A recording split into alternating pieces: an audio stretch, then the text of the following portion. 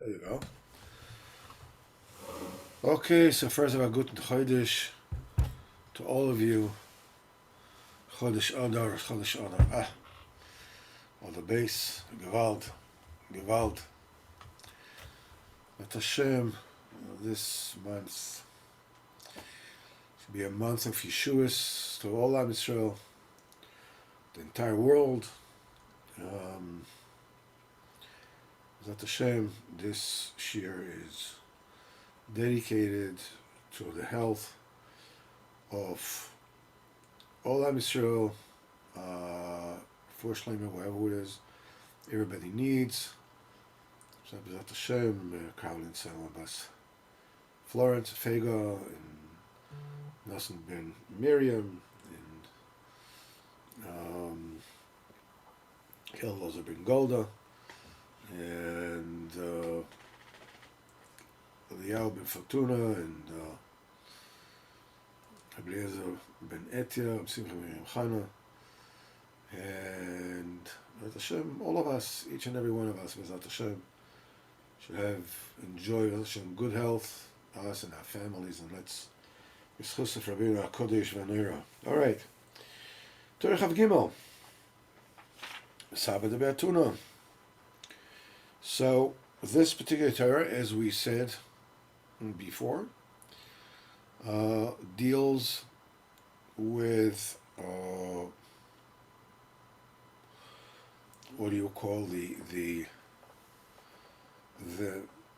mother of all evil. As Rabbeinu says, it's the root of all the Avodah in the world, which is greed, it's Tavis Mammon. And it's predicated on the fact that Sabbath Atuna says, we recounted the whole story of how Rabbi Shua ben Chananya got to the 60 elders of Athens, and how he got them, arguing with them, whatever. And they told him, they asked him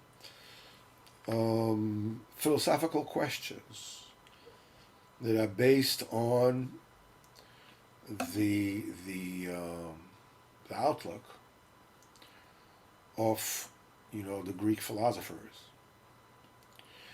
And Rabbi Yeshua ben Chananya answered them, and the answers were so precise and so impossible to refute. At the end, they joined him. I mean, he told them, if you win, I came here to argue with you, to debate with you. If you prove that you are wiser than I am, I'll do whatever it is that you want. And if I prove to you that I'm wiser than you are, then you do whatever I want. So they agreed to it. And so comes the question, it begs the question of from where does Rabbi Yeshua ben Chananya know Greek philosophy? What's the basis for that? We know that Aristotle and Socrates and the rest of the gang are not part of the curriculum of the yeshivas. Not then, not now, and definitely not then. So how can he go and debate with them? He doesn't have the informational base, as it were, to argue with them. And that brings us to a point that we actually touched once before. And that point was that the same way as Hillel, Azakin, that there was a punk that made a bet with somebody that he is going to make, Hillel Azakin was, incredibly humble, and so this punk made a bet with somebody else. I don't know how much was it, 200 gold coins, or 400. I don't remember how much it was, and the bet was that he will be able to test Hillel Azakin to the point that he will lose his cool. He'll become upset. He'll succeed to make him upset. So that punk came to Hillel. It was Erev Shabbos. Hillel was getting ready for Shabbos, washed himself, everything got ready. So that guy comes and says, Mikan Hillel. Who is Hillel here? Hillel was the Nasi, right? It was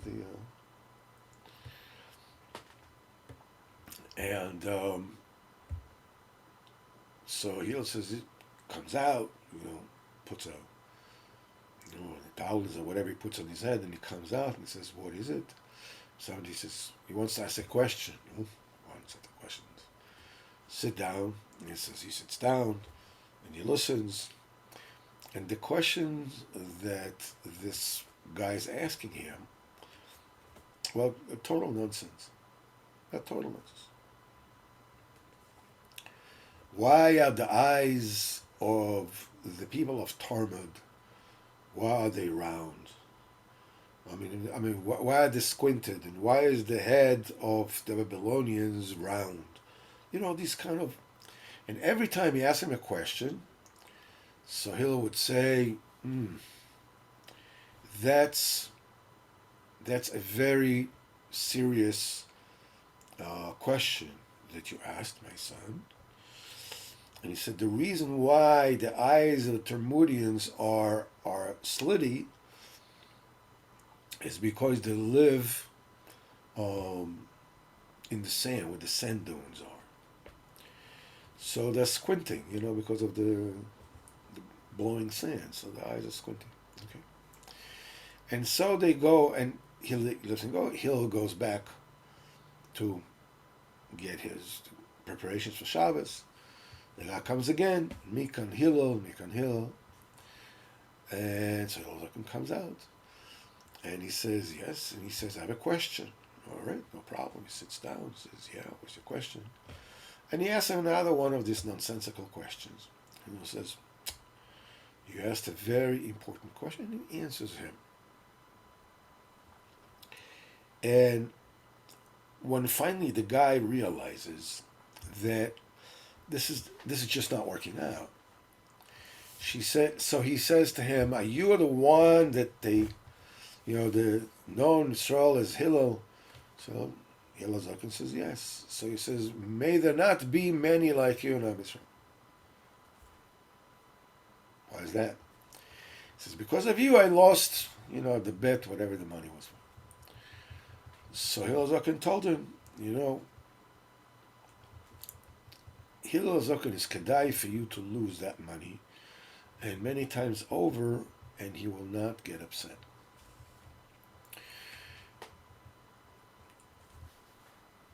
The question is why, what does Hillel answer him? What does Hillel hear when this punk is trying to rile him up? On the other hand, here is Yeshua ben Hanania arguing with 60 Greek philosophers. The philosopher of Greece.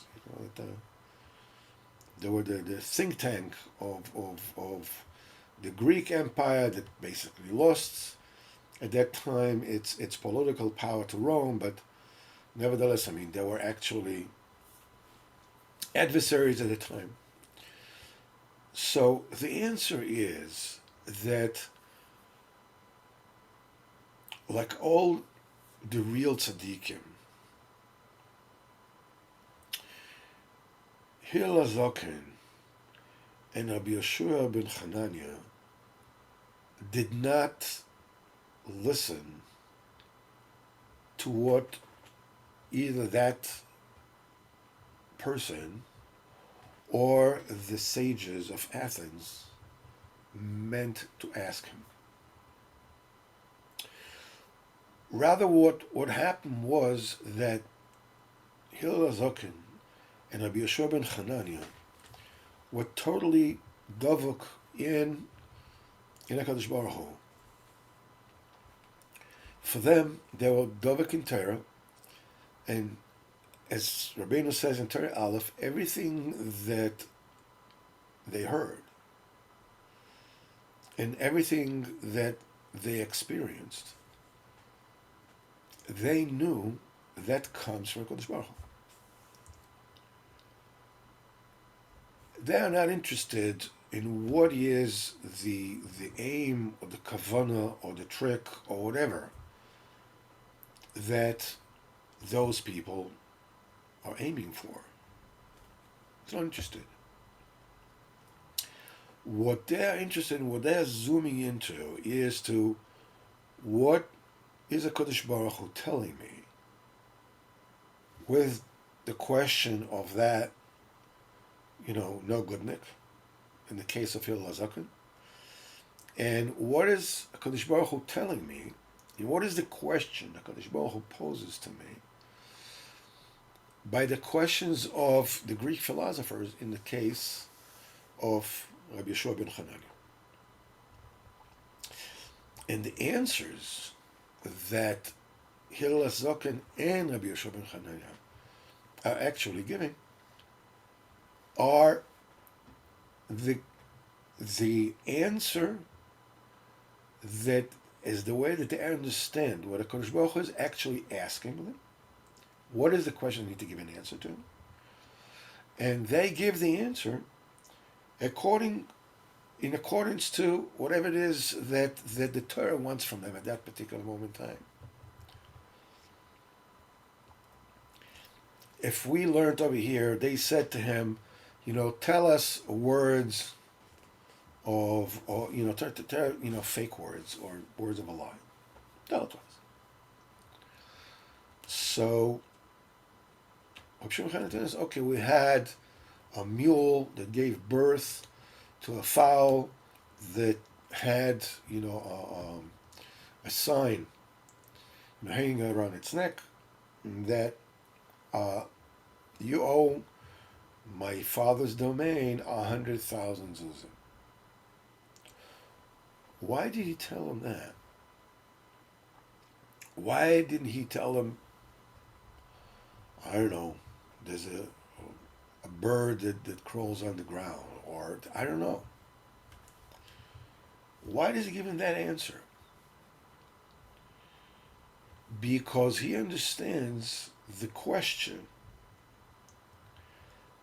that they ask in a way that they don't even know what it is they're asking.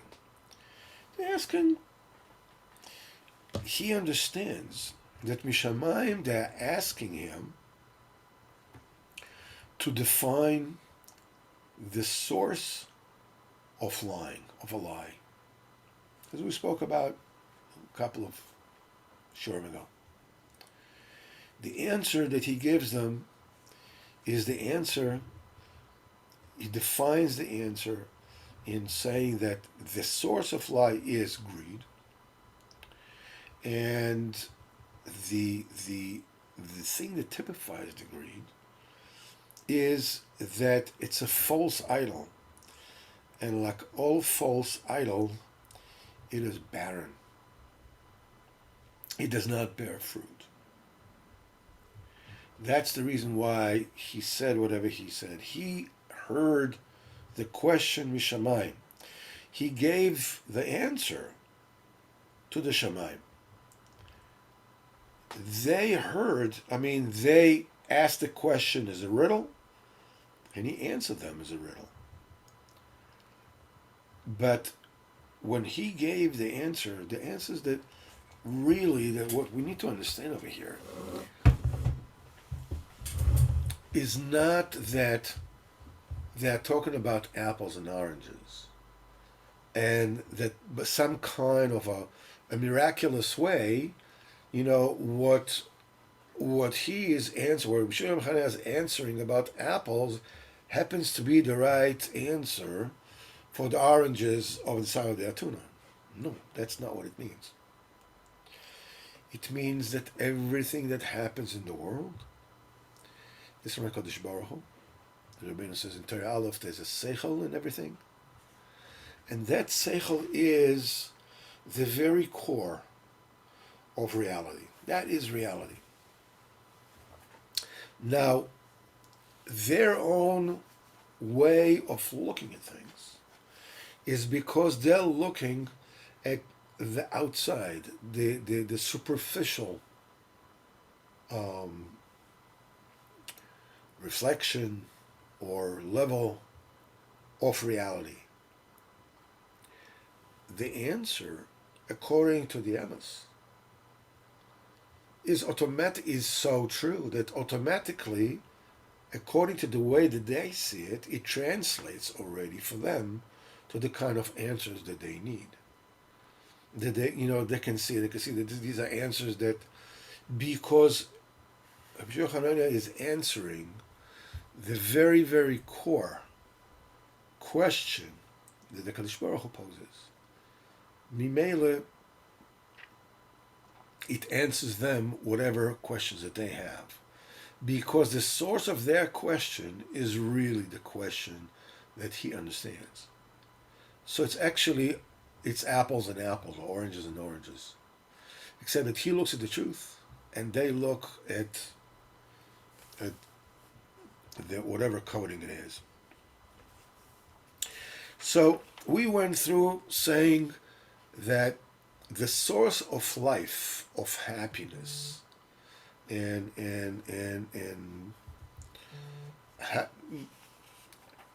of whatever you want to call it, is or upon him. That we visited that concept a few times in a few Torahs. Or upon him is the source of chayas, of simcha, and Rabbeinu brought a few proofs to that. And the people that, on the other hand, you have the people that are steeped in greed. And the people that are steeped in greed, they live, this is misa, this is death, this is depression. These are people who do not believe that Kadosh Baruch Hu can sustain a person very easily.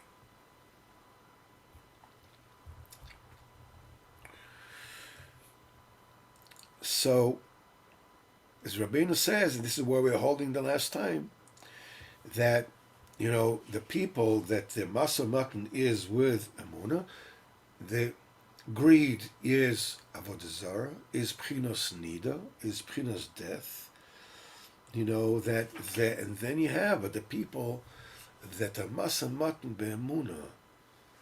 In other words, when they're doing whatever business that they're doing, the question is what does it mean, Masa Matan be'emunah? When is something a Masa Matan be'emunah, and when is it not? We're not talking about here. We're not talking here about people that are cheating one another outright. We're not talking about that. I mean, it's obvious. So what can you say? Obviously, these are people that are steeped in Avodah Zarah, in greed, in death, in depression, and everything that comes together with it.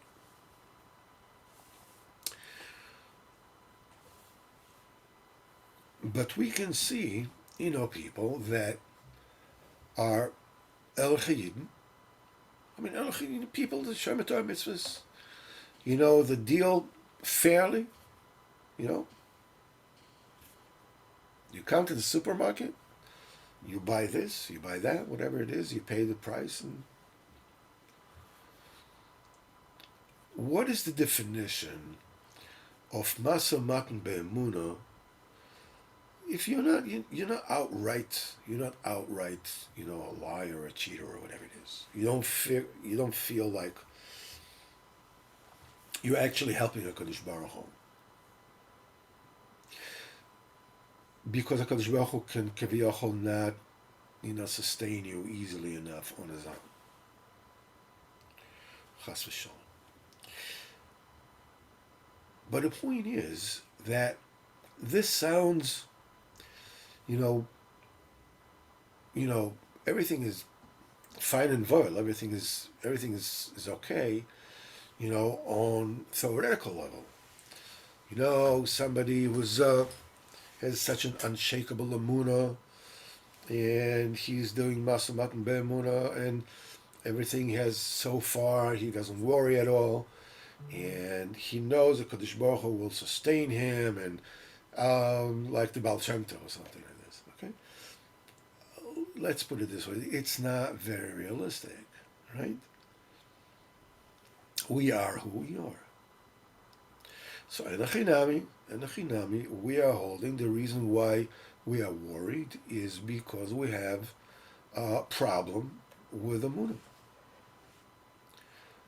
Because, but okay, fine. So we have problem with the emunah. What do you want me to do? If I don't have the emunah right now that I need to have, it cannot be a sum zero kind of business. Either you believe all the way, or you don't believe at all. That's not how we are. We're all learning Likutey Moharan. We're all learning Torah. We all want to trust Kadosh Baruch Hu to give us our parnasa 100%. But nevertheless, when you take a look at where it is we're actually holding in our lives, we have anxieties. We have problems with emunah, and these are not going away just because we say, airy fairy puff.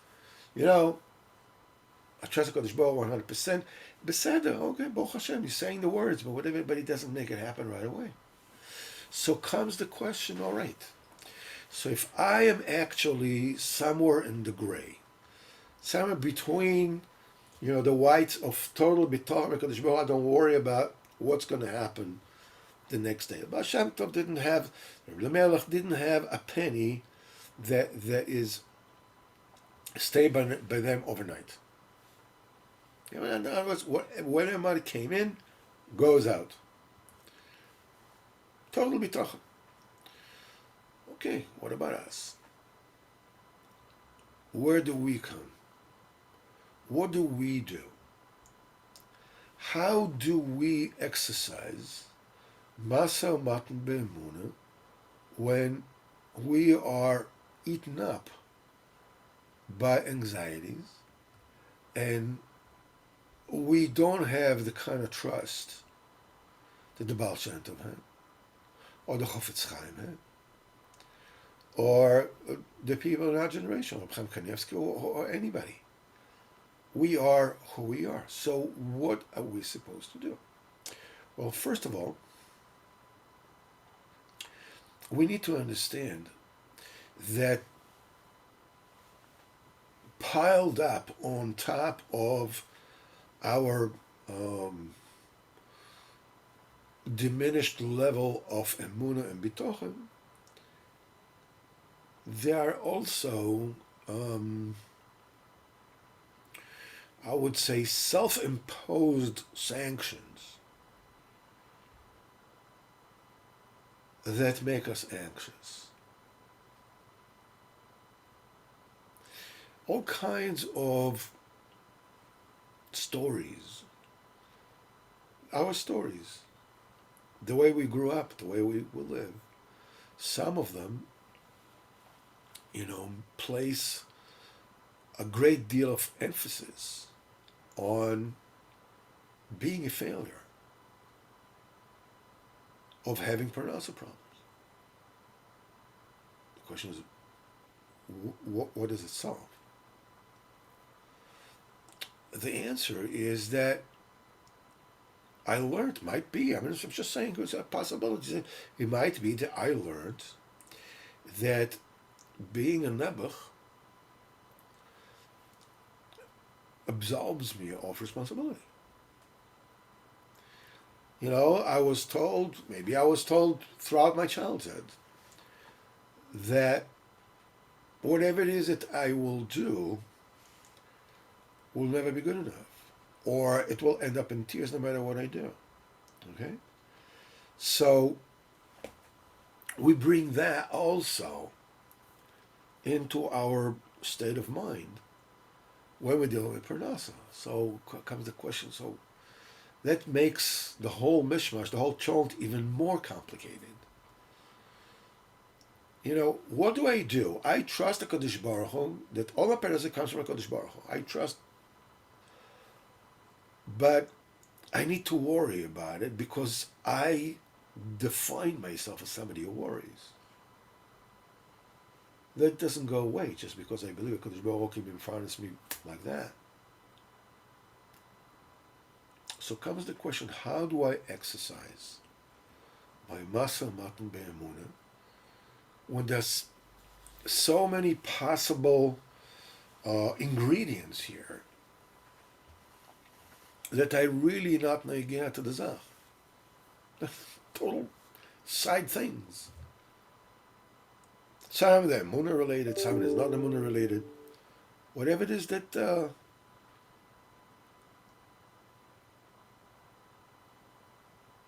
answer is, whenever it is that I have a business dealing with someone, the question is, what is my kavanah? Ideally, a business b'kedusha, as I heard it from Yaakov Ben Shechter many years ago, on the tape that he put up. A holy business, any business, any kind of transaction has to be, there's a give and there's a take. You have to give and you have to take. That's the nature of the beast. The thing that differentiates a holy business from a defiled business, we all have to make ishtalos, right? The thing that defines a business b'kedusha is, what is your main kavanah over here? Ultimately, a business that b'kedusha is a business that takes in order to give. I want to give you. I want you to have. To take, I have to take. I have a family. I have to sustain myself. But my kavanah is to be a giver. You can see, I don't know, Macaulett, or, some superette owner, whatever it is, somebody comes and says, the milk that I bought from you the other day is spoiled. Spoiled 2 days after I bought it. So a business owner that is big dusha says, no problems, you can just, put it in and take another one. No big deal. A business betuma is when you are giving in order to take. Your main goal is to take. To give, what can you do? You have to give, otherwise you wouldn't get. But the main thing is getting. This is the difference between Taivas Mammon and Masamat and Be'emuna. Okay. So what do I do when my own complexes make me so anxious? I feel like an abandoned child. I have no backing. And the fact that I want to receive, I need to receive, because I might have learned throughout my life that if I don't keep, nobody is going to back me up. It's almost like an instinct. The work is a lot harder.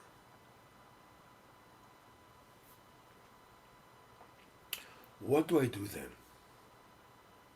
I feel that I am giving in order to take. This is where I am. The question is, how do I exercise Masa Matan Be'emuna, even though, for whatever reason, I give in order to take. My main thing is taking. The answer to that is, you always try to give more than you get. Okay, you are giving in order to get, fine. For whatever reason, that's where you are, fine. You realize that, and you realize that you can't change it just because it's not right. So what do? What you do is that you attempt to give more than you're getting. Go the extra mile. The extra 2 inches. Do something that is more than agreed upon. You want to give it. You want to give. You want to do. That sort of like circumvents the whole issue of, I'm not giving what to take, I'm taking what to give. Is this for that reason, for this reason, whatever. It totally, it's just a detour over the whole thing. I'm attempting to give more than I'm getting. However much. This already puts you into the camp of the Masa Matan Be'emuna. Look, I don't know that I will ever reach this madrega that, as Rabbeinu says, that I hate money.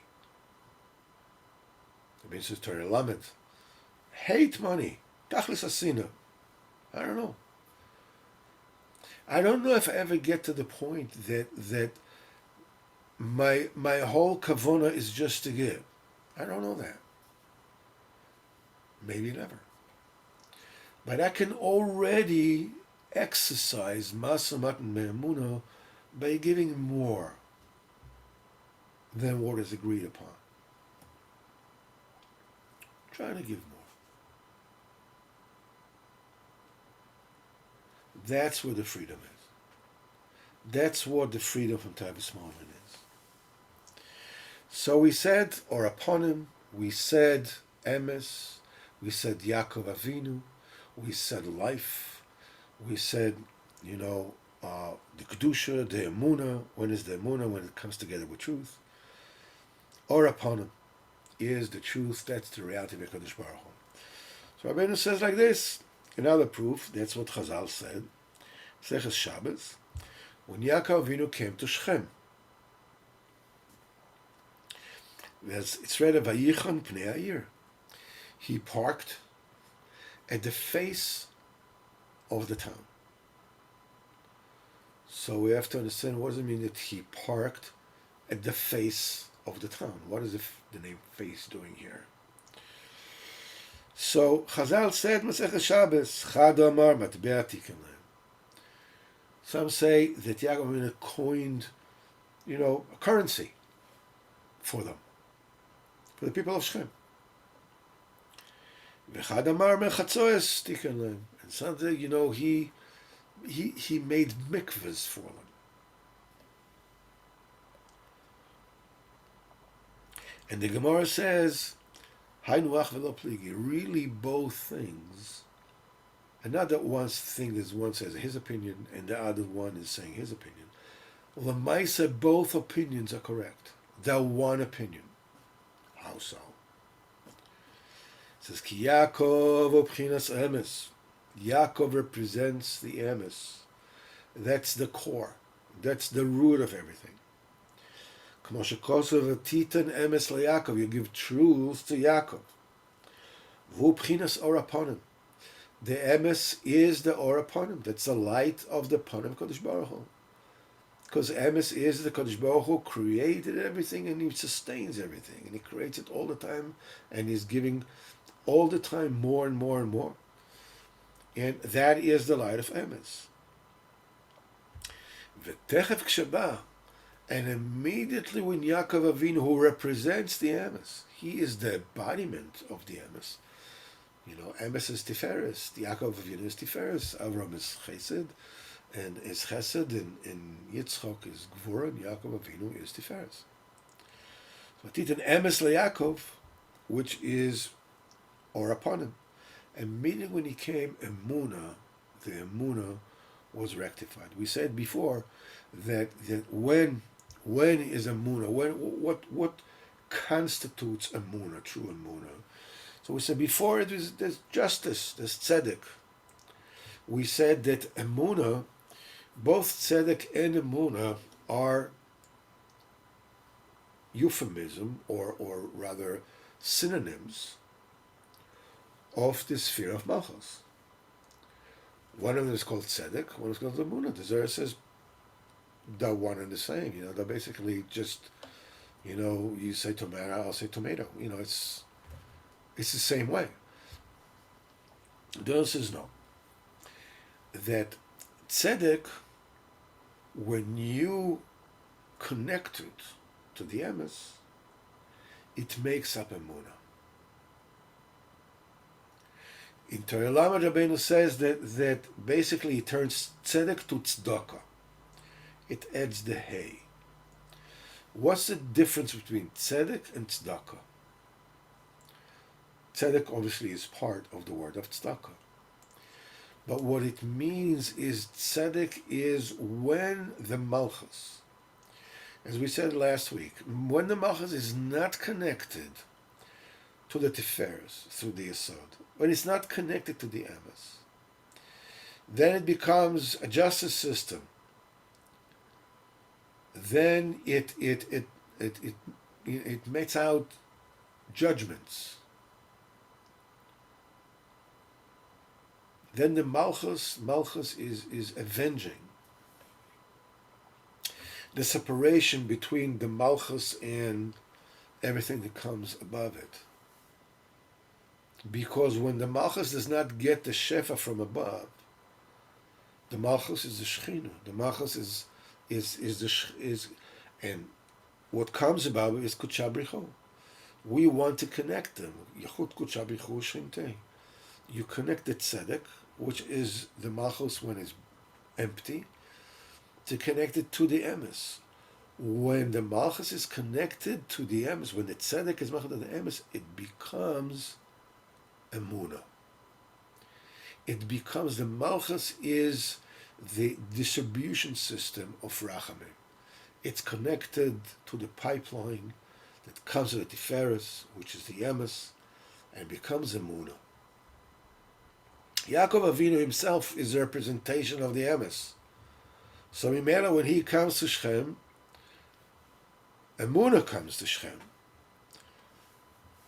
Because, as we said, because emes and Emunah, they are interdependent. V'zeh matbea tiken lahem. In other words, he fixed matbea, currency, which means shetiken taivas momen. He rectified the ameliorated greed, the taiva for money. Ukshetiken taivas momen. And when Yaakov Avinu fixed the taivas momen, the taiva for money, nistaken pugam avodas olivim. Immediately, being the taivas momen is synonymous with idol worshipping, with avodah zarah, with the non-reproductive, waste of energy. As Rabbeinu says, where are all the fortunes that people were amassing throughout history? Everything is gone. No matter how much money is amassed, what kind of fortunes are amassed, they dissolve. And if they don't dissolve for as long as they last, they basically condemn all the heirs to life of emptiness and boredom, to be preyed upon by anybody who is has a typhus moment, wants to catch you, wants to catch your money. So Tikkun typhus moment fixed the avodah salilim, because we say typhus moment is avodah salilim. So when you fix typhus moment, it's the tikkun of avodah salilim. How do we know that? He says this is alluded to in the words v'zeh merchatzos tikkun lahem. He fixed mikvahs for them. What has it got to do with anything? What does mikvah have to do with avodah salilim? A little bit we can already see from last week. We says that avodah salilim, right, is defiled like a nida, right? How does a nida get purified? Mikvah, right? So he says like this: Moshe Rabbeinu was put, in the basket. It was put in the Nile River, and Bas Paro is coming down to wash herself, to immerse herself in the waters of the Nile. Comes a question. Excuse me. The daughter of Paro doesn't have a jacuzzi in her palace? You want to tell me that she didn't have enough slaves, to warm up the water with bubble bath and all the amenities? Why would the daughter of Paro go to wash herself in the river Nile? What gives? And Chazal says, Darshan Chazal, in Maseches Megillah and Maseches Soito, what she came down? Lirchotz Migilulei Beisavia. She came to wash herself from the idol worshipping of the house of her father. In other words, she came to Tovel in order to be Megaya. This is what I said, Merchatzos Tikkun lahem. He fixed mixes for them. For what? So they can purify themselves and from typhus moment, which is exactly the same blemish of idol worshipping. Mimela, all these things, fixing typhus moment, fixing avodah salilim, is all encapsulated in the words Vayichen Pnei Ha'ir. He parked the face of the town. Pnei Dafka, the face of the town. Why? Because Shem represented Ponim the Sitra Achra. That was the face of the Sitra Achra. Shimat Be'ah, that's a coin. Hanutavas Mammon. This what it came to fix. So when we say the pasuk that Yaakov Avinu, he was chonen. It's not just chonen that he parked, but he made a chanina. He sweetened. He fixed the face of the town. In other words, he corrected the typhus moment. Now what we need to just sort of figure out is that all that avodah zarah, Rabbeinu says that the reason why typhus moment and idol worshipping are one and the same. Kikol avodah zarah tchuvim moment. All the idol worshipping are steeped deep in greed. Bishvil zeh, that's the reason why the word mammon, mem vav nun, with the oisius, the four letters, gematria 140. So, what does it mean? Keneged 140 voices that the Shechina cries out, Kalani Meroishi, Kalani Mizroi. My head is heavy, and my arm is heavy. This is the Shechina laments over those who stumble into the type of greed, which is avodah salilim, which is idol worshipping. That in fact the Tavis Mammon include in it all the 70 avodah zaros in the world. 70 avodah zaros of 70 nations, So that's why it's 140. There's 140 voices, which is twice 70, right? 70 from the head, 70 from the arm. 2 times 70, because the Shechina cries out double voices.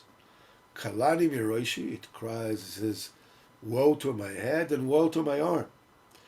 Kalani is Lashon Kol, there's the koilos, double voices. Because twice, 70 voices, that the Shechina cries for those who fall into greed, which is the avodah zarah.